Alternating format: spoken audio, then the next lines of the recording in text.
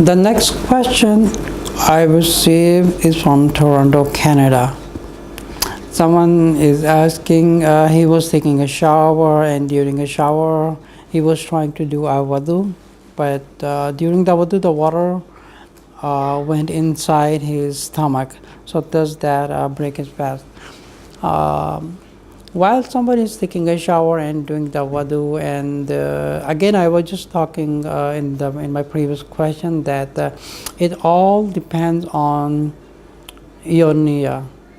Like if your niyyah is that you want to protect yourself and you want to make sure the fasting is perfect, and you've been be careful with everything, you don't want to make any mistakes, and you don't want to do something any purpose that's gonna break the fast. So by any chance, if you be taking a shower and the water is being swallowed inside you, it does not invalidate your fasting. It stays valid. So but we again I just mentioned in my previous answer that we have to be careful the things when we put in our mouth or to use our tasting.